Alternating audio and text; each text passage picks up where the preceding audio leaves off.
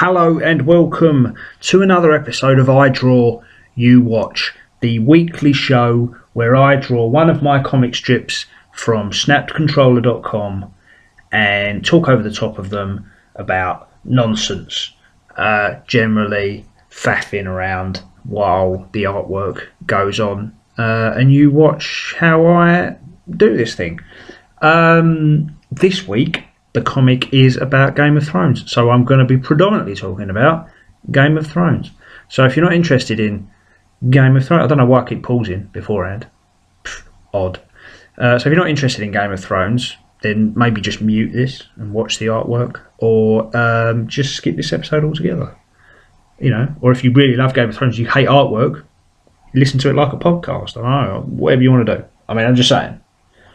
It's your YouTube, okay? You decide what you want to do with it. I'm not forcing anything upon you. I'm providing you things, but the option to press play is entirely yours, as is the option to press pause, mute, and indeed close. Not unsubscribe. Well, wait, where are you going? Oh, man. I'm kidding. Yeah, Game of Thrones, this one. I'm going to be talking a lot about Game of Thrones, because I'm all caught up, and I wanted to offer my thoughts on it, because obviously people have developed their own passions with Game of Thrones, or their own frustrations, or their own thoughts and etc.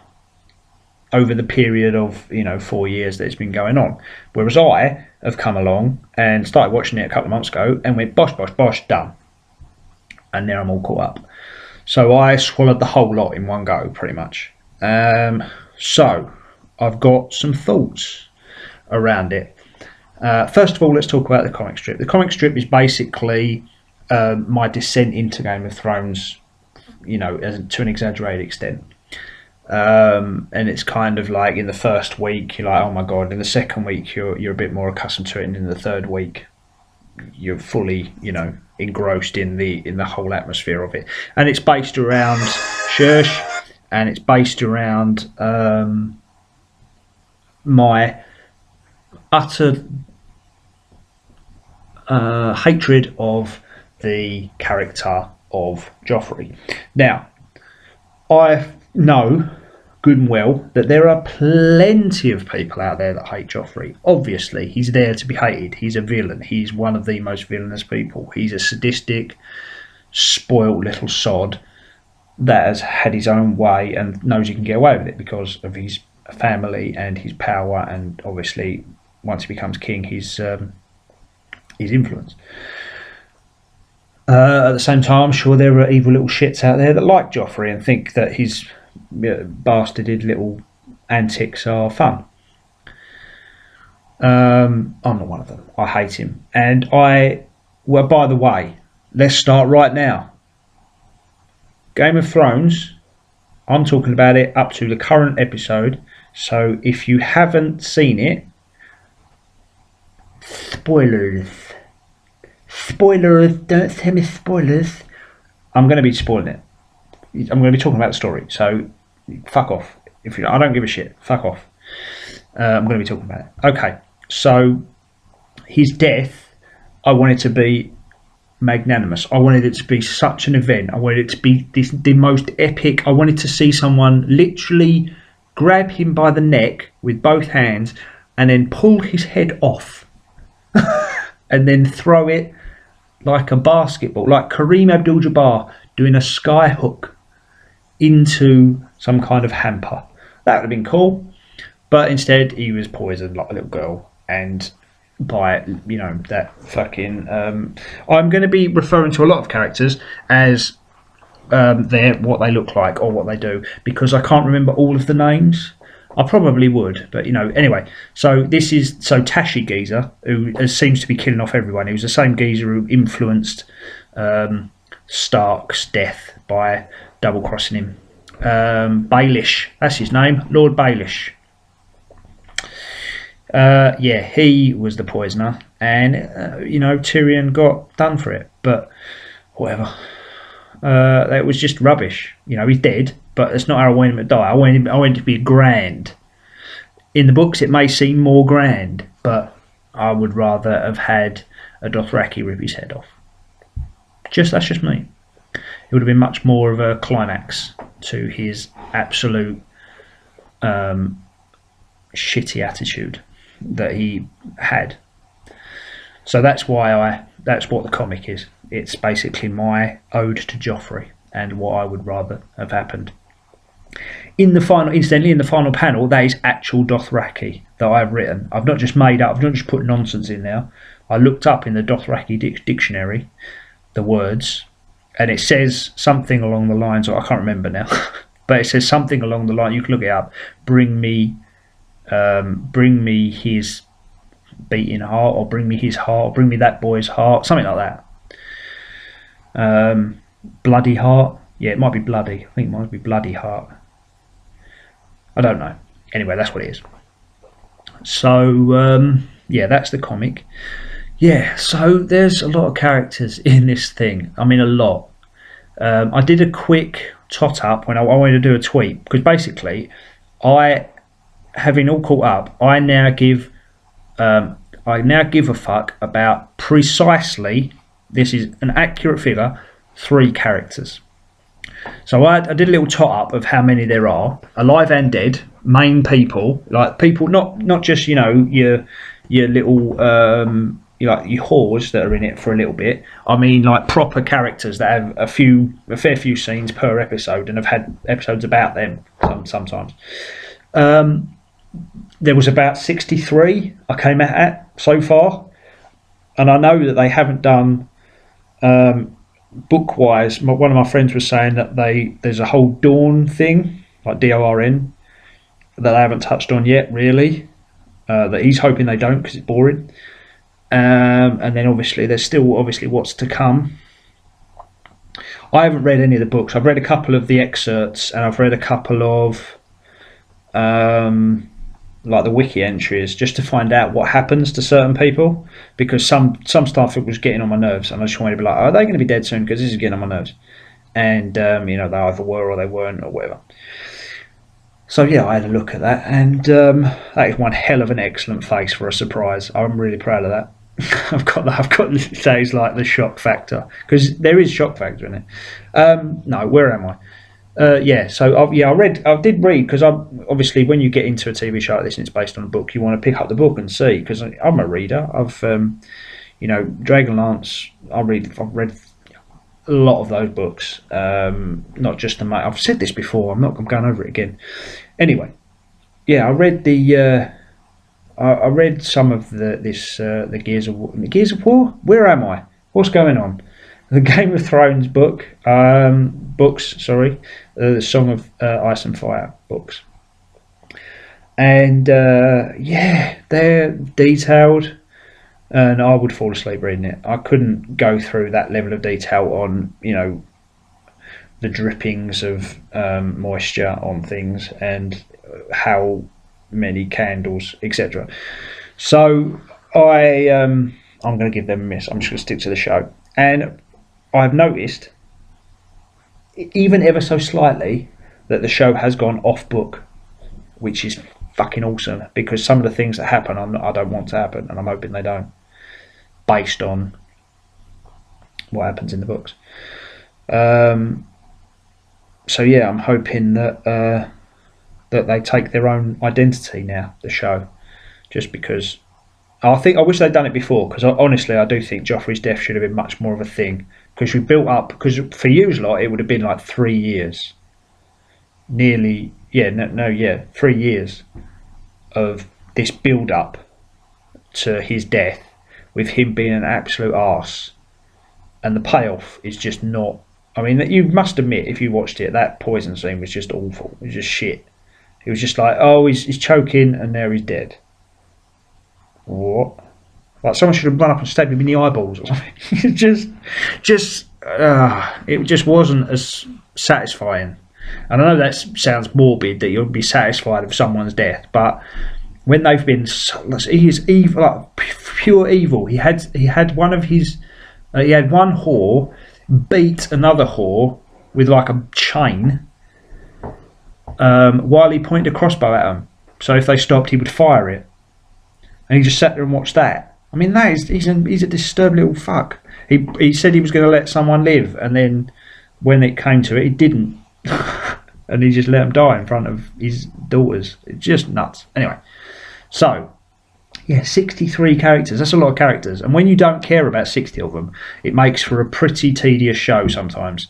Like if the show is predominantly set in the across the narrow sea river thing, where all the desert people are, and the Dothraki woman with the dragons. I'm bored to tears with that. I couldn't care less. I get it. She's freeing slaves, and she's having her own hardships while trying to get across the sea. Just get your dragons across the sea already and start joining the war. I care what's happening in the main part, all the main war bits. I don't care about your build. I get it. It's a slow build, and then she eventually comes across, and then she fights with whoever she fights with, and against whoever. I don't know. I haven't read any of the books, so I don't know.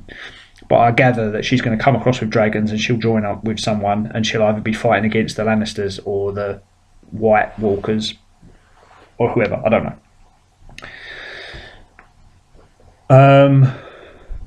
She'll probably have the little Stark kid. He'll probably be a dragon rider because of that saddle that he got made. Just saying, seems pretty obvious. That he's had a saddle made so he can ride a horse. He can have a saddle made so he can ride a dragon. If he can't walk, makes sense. Just saying. What else? Where am I? I've lost I'm totally lost what I was saying. 60 people that you don't care about. Yeah. So when a show's not got the 3 people in it, I know that you're screaming at the if you give a shit about what I'm saying, you're screaming at the TV like your YouTube operating device, whether it's your phone or your computer now, going, what 3? For fuck's sake, tell me the 3.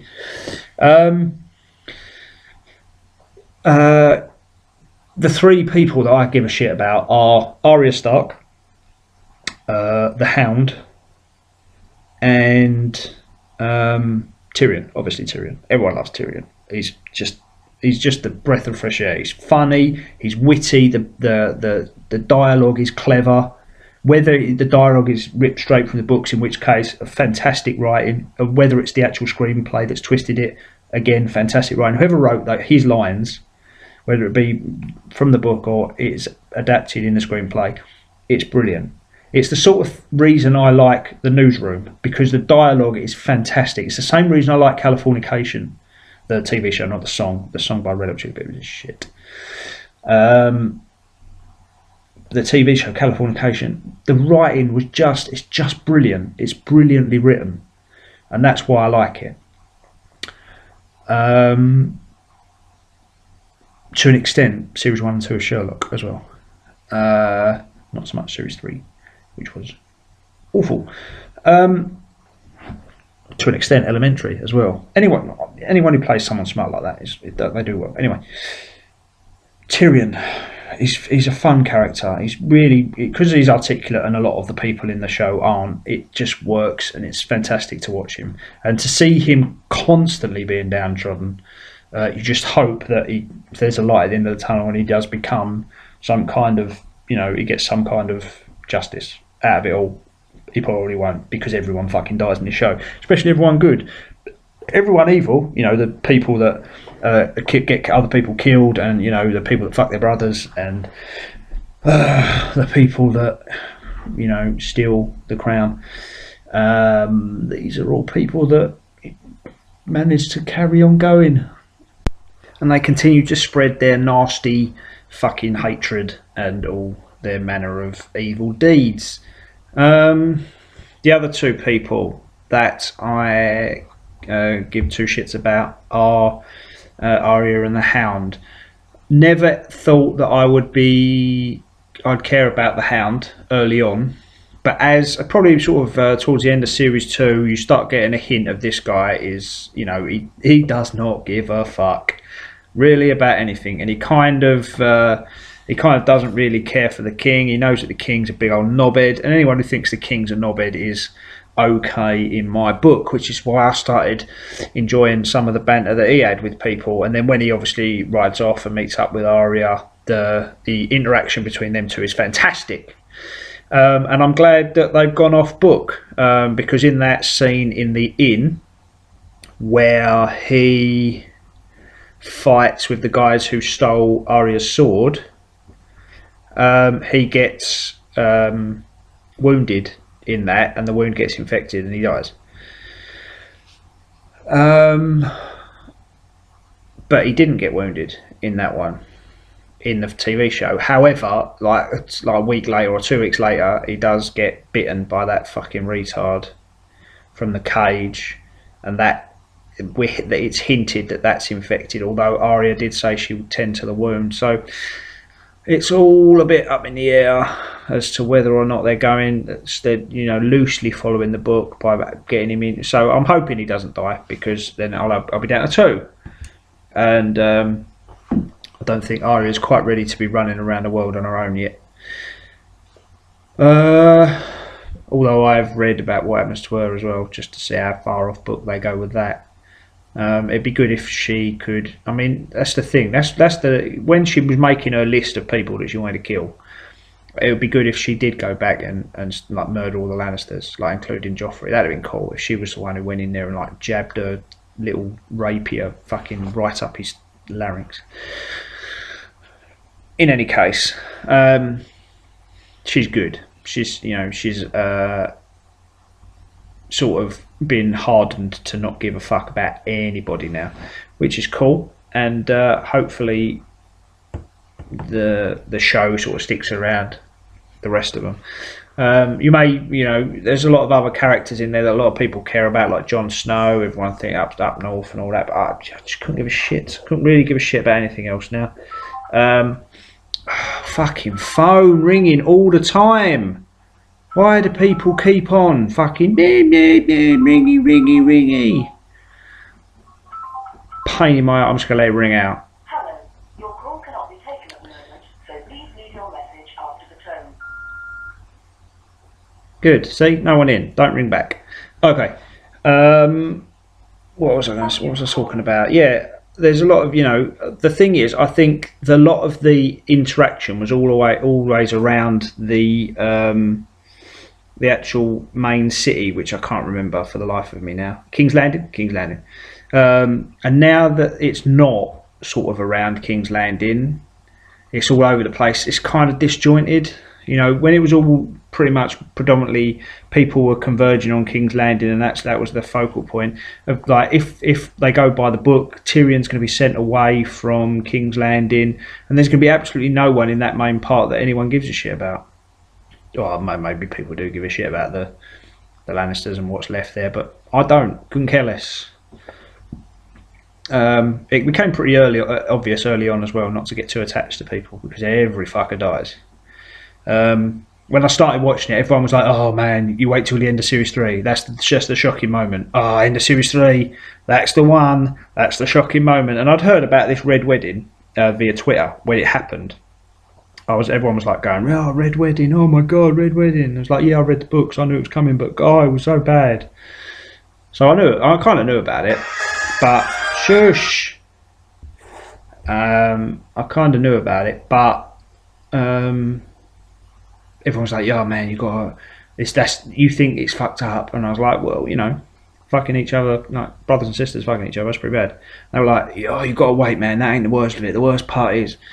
But to tell you the truth, first off, I didn't really care about most of the people there. I mean, ideally, Robb Stark would have taken over everything and avenged his father's death and whatever, but not to be. So it's shocking in that sense. But once you've seen a woman stripped naked, laid down in a sort of in a supine position with her knees up in the air, and pop out a demon tar gremlin baby from her vagina, yeah, that's pretty much going to top your what the fuck-o-meter. Do you know what I mean?